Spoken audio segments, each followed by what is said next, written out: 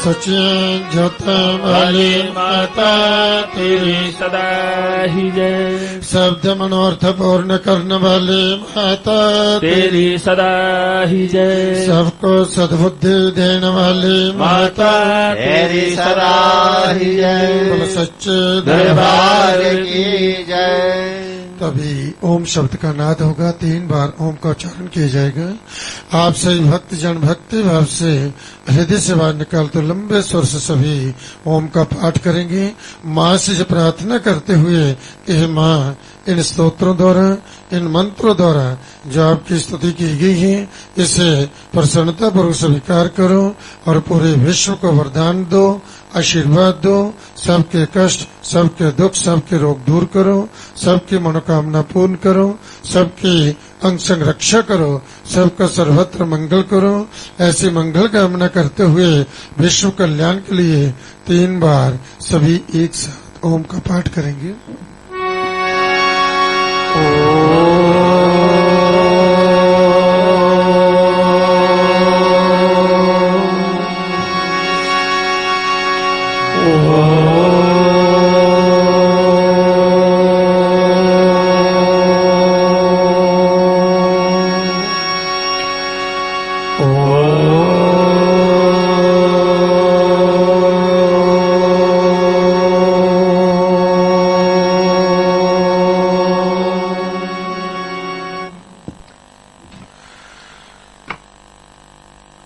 प्रेमी भक्तजनों, भक्ति में बड़ी ही अद्भुत शक्ति होती है और वास्तव में जो भी भक्त सच्चे हृदय से पवित्र मन से इस मां भगवती आदि शक्ति की शरणागत होकर के मां की भक्ति करते हैं, मां का ध्यान, मां का स्मरण करते हैं, मां की स्तुति करते हैं, मां के दरबार में आकर के इस देवगुहा के अंदर इस देव पिंडी को मां का दर्शन करते हैं, मां का आशीर्वाद प्राप्त करते हैं।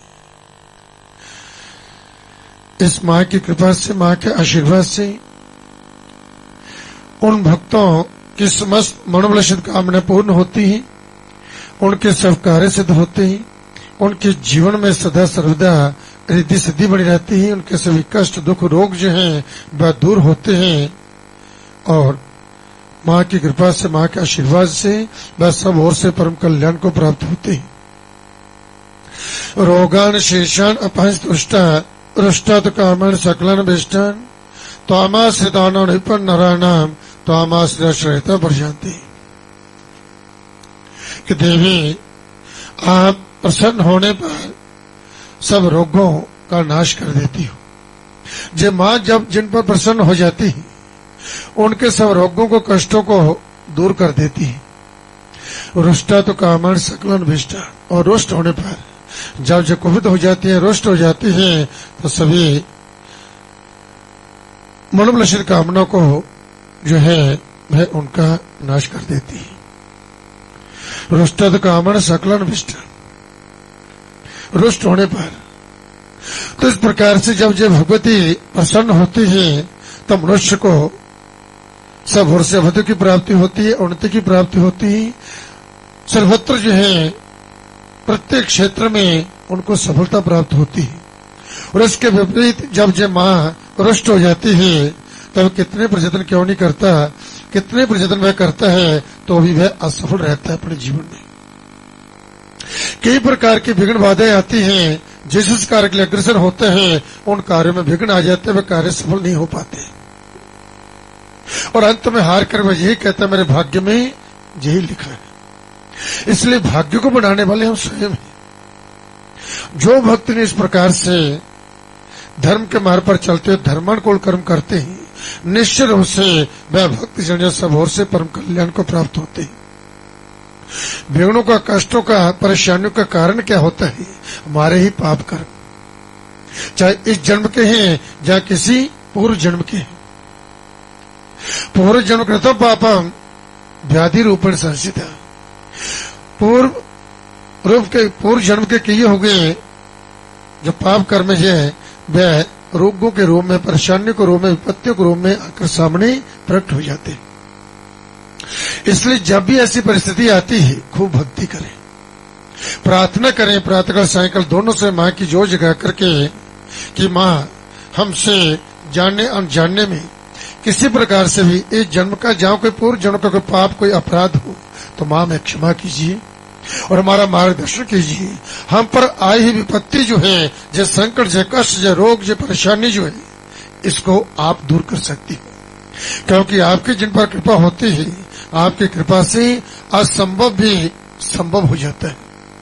जब आपकी कृपा नहीं होती तब यह संभव भी असंभव हो जाता है। इसलिए कल्याण का मनुष्य को चाहिए कि जो भी अपने जीवन में अपने कल्याण चाहते हैं उन्हें प्रयत्न पूर्वक इस मां भगवती आदि शक्ति की शरणागत होकर के मां की खूब भक्ति करें, मां से प्रार्थना करें, मां की अनुकूलता प्राप्त करें कि मां प्रसन्न हो जाए। ये देवी की अनुकूलता प्राप्त होती है, मां प्रसन्न हो जाती है, तो फिर तो किसी प्रकार का कोई जीवन विघ्न बाधा आ नहीं सकती। बस सुखी जीवन जीते हुए और स्व सुखों का भोग करते हुए अंत में पर मोक्ष को प्राप्त कर लेते हैं।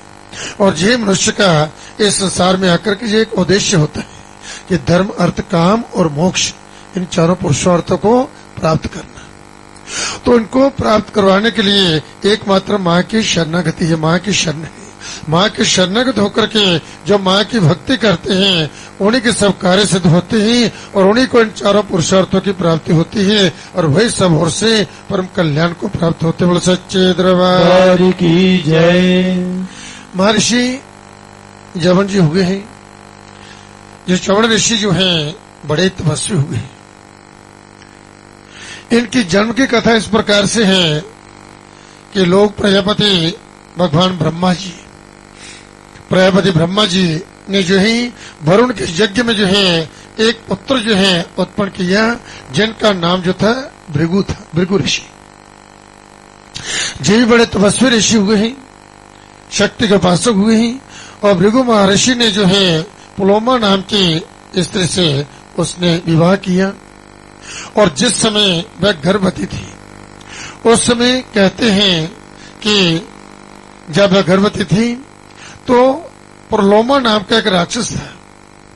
प्रलोमा नाम का राक्षस जो था उसने शुक्र का रूप धारण कर करके भृगु ऋषि की पत्नी प्रलोमा का जो हरण कर लिया। जिस समय वह उसे लेकर के भाग रहा था तो अति शीघ्र भागने के कारण से जो है अब जो है वह प्रलोमा जो थी उसका गर्भ जो था वह गिर गया, चित हुआ। और वह गर्भचित होने के कारण से जब बालक जो है उसका जन्म हुआ तो अब बालक इतना तेजस्वी था जिसके तेज से जो है जब उस राक्षस ने उसकी ओर देखा और उसका तेज उस पर पड़ते ही जो है वह राक्षस वहीं पर जो है राख हो गया, वही समाप्त हो गया। और वही जो उसका जो पुत्र जो था हुआ भृगु ऋषि का पुत्र जो है उनकी पत्नी पुलोमा का जो पुत्र जो था उसका नाम जो था बच्चों होने से जो है चवन ऋषि, चवन उसका नाम पड़ा। चवन नाम के से वह विख्यात हुआ। और ऐसा जी इतना तेजस्वी बालक था जो जन्म से ही जो है इस प्रकार से भक्ति में तल्लीन हुआ। हर क्षण हर पल जो है वह भक्ति करता है, भगवान का ध्यान, मां की आराधना, मां की अर्चना। तो एक ऐसा तेजस्वी पुत्र जो है उत्पन्न हुआ और इस प्रकार से वे जो है महर्षि चवन हुए। और भृगु के पुत्र चवन बड़े ही जो ऐसे तपस्वी हुए और जो है यही भगवान की आराधना में जो तल्लीन रहते थे। ऐसे कहते हैं कि साधना करते करते वन में आश्रम में जो है इनके ऊपर मिट्टी दीमक जो थी जी जम गई और उस वन में जो है जो तपस्या करते जब दीमक इन पर जम गए तो केवल मात्र पूरे शरीर पर दीमक थे, परंतु दोनों जो नेत्र जो थे इनकी ज्योति जो थी उसमें से प्रकट होती रहती थी। ऐसा तब कहते हैं कि एक बार शर्यादी राजा शर्यादी जो थे उनके मन में इच्छा हुई वन में भ्रमण करने की। वे परिवार सहित जो है सेना को लेकर के वन में चले गए और चलते चलते उसी वन में जा पहुंचे जहां पर इनका आश्रम था। वही पास में जो है उन्होंने जो है डेरा डाला और जो है सभी सैनिक जो थे इधर उधर भ्रमण करने लगे। उनके परिवार के सदस्य भी जो है वह भी उनके पुत्र आदि सभी बस वन में भ्रमण करने लगे, वन की शोभा को देखने लगे। और वन की शोभा देखते देखते उनके पुत्री जो थे वह भी अपनी सखियों के साथ जो है वन की शोभा जो थी वह देख रही थी। उनकी पुत्री का नाम था सुकन्या। सुकन्या जो अपनी सखियों के साथ जो वन की शोभा देखते देखते उस स्थान पर जा पहुंची जिस स्थान पर जो चवन ऋषि तपस्या कर रहे थे। मिट्टी का ठेला जिसके बीच में जो है मिट्टी का ऐसा टीला जो था जिसके बीच में तब करते करते जो है जी इनके ऊपर दीमक जम गए थे और केवल मात्र उसमें दो नेत्रों से जो है वह इतना प्रकाश निकल रहा था जिसे उस कन्या ने देखा और उसे देख करके जो उसने एक कांटा लिया और दोनों नेत्रों में उसको चबो दिया और जैसे चबोया गया तो नेत्रों से रक्त निकलाया।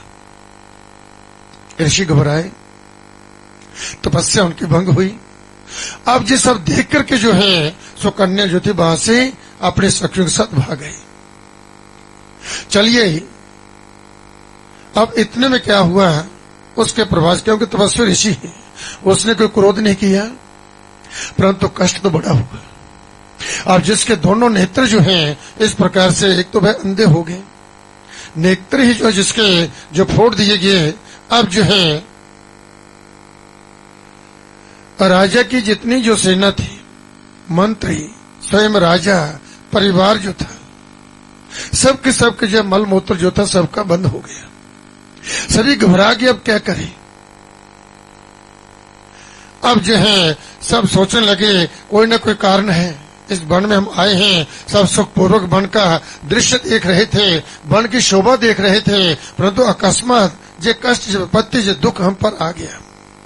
उधर ऋषि जो मां से प्रार्थना करते कि मां आप तो सबके कष्टों को दूर करने वाली हो और आपकी जो भक्ति करते उन पर तो कष्ट आते नहीं, परंतु मेरे जीवन में कष्ट जो कैसे आ गया। उधर राजा जो है दुखी हो गए।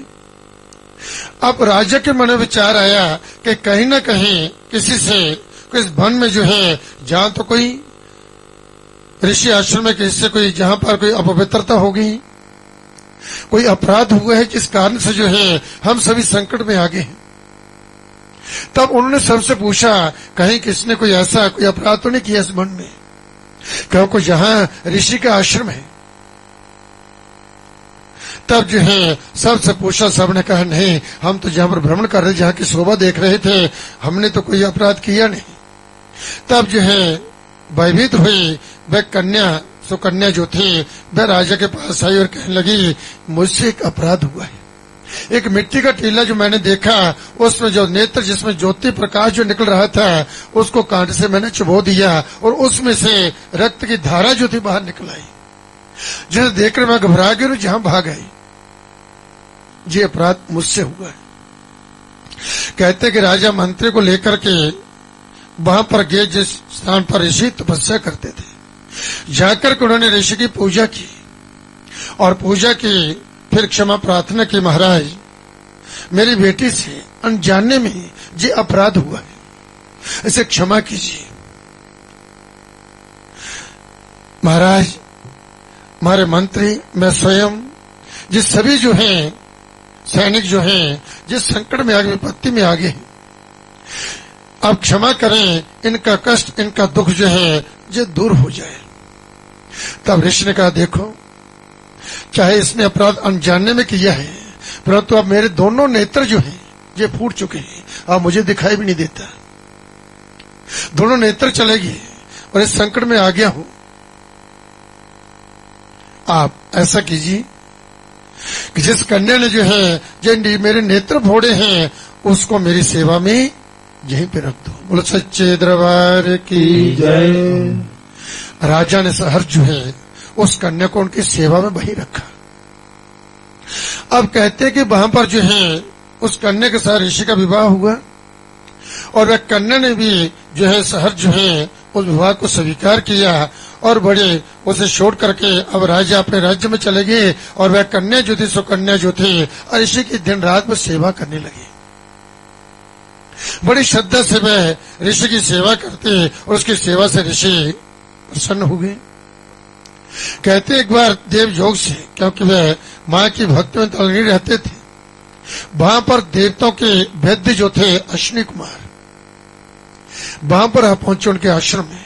जब उनके आश्रम वहां पर आए तो ऋषि ने उनका बड़ा सम्मान किया, आदर किया, उनका पूजा की, उनकी सेवा की। और ऋषि की सेवा से जो है वे देवताओं के वैद्य जो थे वह बड़े प्रसन्न हुए। तो उन्होंने कहा, महाराज आपने हमारी बड़ी सेवा की, आपकी सेवा से हम प्रसन्न हैं, कहिए इसके बदले में हम आपका क्या उपकार करें। ऋषि ने कहा कि आप तो सर्वसमर्थ हैं, सब कुछ कर सकते हैं। आप जो हैं मुझे एक तो मेरी नेत्र ज्योति जो ठीक हो जाए, दूसरा मैं वृद्ध हो चुका हूं, मुझे जो अवस्था जो प्राप्त हो जाए, और इसके बदले में मैं आपको यज्ञ में भाग जो दिलाऊंगा, क्योंकि वैद्य को जो है यज्ञ में भाग प्राप्त नहीं था देवताओं के साथ, तो ये यज्ञ में भाग मैं दिलाऊंगा। तब जो है उन्होंने कहा कि ठीक है। तो उन्होंने जो है एक सरोवर वहां पर तैयार किया, और उस सरोवर में जो है अब जो है ऋषि से कहा कि आप इसमें स्नान कीजिए, डुबकी लगाइए। ऋषि ने उसमें डुबकी लगाई और स्वयं भी वह दोनों वैद्य जो थे उनके साथ ही एक साथ सरोवर से प्रकट हो गए। और एक ही रूप है सबका, तीनों का एक ही रूप है। और एकदम वह ऋषि जो थे जो अवस्था को प्राप्त हो गए और नेत्री ज्योति इनको प्राप्त हो गए। अब जो है उन वैद्य ने कहा कि आप अपने पति को पहचानिए और स्वीकार कीजिए। तीनों के तीनों एक जैसे हैं। और वह वैद्य जो है अश्विनी कुमार देवताओं के वैद्य जो है, आप उनकी पत्नी की जो है परीक्षा ले रहे थे पति धर्म की। तब उस समय कहते हैं, और ऋषि की सेवा तो की है, तब अपने पति को पहचानने कैसे। उस समय उसने मां का ध्यान किया, मां को याद किया और प्रार्थना की मां से कि मां मुझ पर कृपा कीजिए और ऐसी मुझे शक्ति दीजिए मैं अपने पति को पहचान सकूं। नेत्र बंद किए, मां का ध्यान किया, और जब मां का ध्यान किया तो तीनों में से जो उनका पति जो थे उसको दृष्टिगोचर हो गए। अब जो है अपने पति को उन्होंने स्वीकार किया। अब दोनों देवताओं के जो वैद्य जो थे अब वहां से जो है अब वह चले गई। अब वह अपने पति के साथ जो है सुखपूर्वक आश्रम में रहने लगी। कुछ समय के उपरांत जब उसके पिता उसका पता लेने के लिए वहां पर वन में आए, आश्रम में देखा कि ऐसा कोई युवा व्यक्ति उसके साथ मेरी बेटी बैठी हुई है, तो राजा सयाती जो थे बड़े क्रोधित हुए। उनको बड़ा क्रोध आया जो देख करके जो है। जब उसे ये पता चला कारण का जो है, तब राजा बड़े प्रसन्न हो गए। तो इस प्रकार से राजा बड़े इस प्रकार से प्रसन्न हुए और फिर जो है उन्होंने ऋषि के चरणों में प्रणाम किया, उनकी पूजा की और फिर जो है राजा ने ऋषि चवन से कहा कि देखिए आपकी तपस्या के प्रभाव से हमारा वंश, हमारा कुल जो है ये पवित्र हुआ है। आपकी तपस्या से आपके जो है इस प्रकार से जो है हमारा कुल जो है आपकी तपस्या से पवित्र हुआ है। और इस प्रकार से उन्होंने से प्रणाम किया। वही जो है ऋषि चवन जो थे उनके जो पुत्र हुए प्रमति नाम का उनका पुत्र हुआ। और प्रमति के जो पुत्र हुआ उसका नाम था रुरु। जैसे श्रीमद् देवी भागवत में इनकी कथा मिलती है। रुरु जो है, तो इस तरह से रुरु के जो पुत्र हुए वे हुए शौनक हुए। और जे सब भृगु वंश में जो है उत्पन्न होने से जो है जे भार्गव जो थे जे कहलाए। इसलिए जो भक्ति जो है अद्भुत शक्ति है, अद्भुत शक्ति है इसमें। और जब साधक जो साधना करते हैं, मां की भक्ति करते हैं, पहली बात उनके जीवन को कष्ट आता नहीं। यदि कष्ट आ भी जाए तो उस कष्ट का पता नहीं चलता कि आया कैसे और चला कैसे गया। ऋषि के संग से और मां की आराधना करने से, ऋषि की सेवा, क्योंकि ऋषि मां भगवती के परम भक्त हैं। और इधर जो है सुकन्या को जो है उनकी सेवा करने का सौभाग्य प्राप्त हुआ, जिससे जो है उसका जो पाप जो था वही सब समाप्त हुआ, पुण्य की प्राप्ति हुई और इस प्रकार उसके जीवन में भी सुख आ गया। तो ये माँ की साधना का फल है, माँ की आराधना का, माँ की भक्ति का। तो जो भी जीवन में जब भी कोई कष्ट है, विपत्ति है, कभी घबराइए नहीं, माँ से प्रार्थना करें हृदय से। वह हृदयेश्वरी जो है सबकी सुनती है और सबकी जानती है, सबकी सुनती भी है और सब पर कृपा करती। जब सच्चे हृदय से पवित्र मन से भक्त जन जो है माँ से प्रार्थना करते हैं, क्षमा याचना करते हैं कि किसी प्रकार से हमसे कोई जानने अनजानने में कोई अपराध हुआ हो, कोई पाप हुआ हो, माँ हमें क्षमा कीजिए और हम भक्तों का मार्गदर्शन कीजिए, ऐसे हम पर कृपा करें, ऐसा हमें आशीर्वाद दीजिए कि ताकि हम धर्म के मार्ग पर चलते हुए धर्मानुकूल कर्म करते हुए आपके चरणों की भक्ति करते हुए हमारा जीवन बीते और हम जो है सब ओर से परम कल्याण को प्राप्त हो, ऐसी हम पर कृपा कीजिए, ऐसा हमें आशीर्वाद दीजिए। बोलो सच्चे दरबार की जय।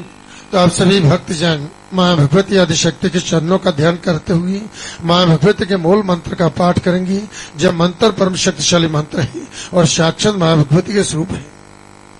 इस मंत्र को जो भक्तजन जो अपने हृदय में ध्यान कर करके प्रतिदिन प्रातःकाल सायंकाल दोनों समय माँ की जोर जगा करके माँ की आराधना करते, इस मंत्र का जप करते हैं, माँ का ध्यान, माँ का स्मरण करते हैं, माँ की आरती करते हैं, माँ से प्रार्थना करते हैं, माँ का आशीर्वाद प्राप्त करते हैं, फिर अपनी दिनचर्या प्रारंभ करते हैं, उनके जीवन में सदा सर्वदा मंगली मंगल होता है, उनके सब कष्ट दुख दूर होते हैं और वह सब ओर से परम कल्याण को प्राप्त होते हैं। आज पुत्रदा नाम की एकादशी बड़ा ही उत्तम दिन है।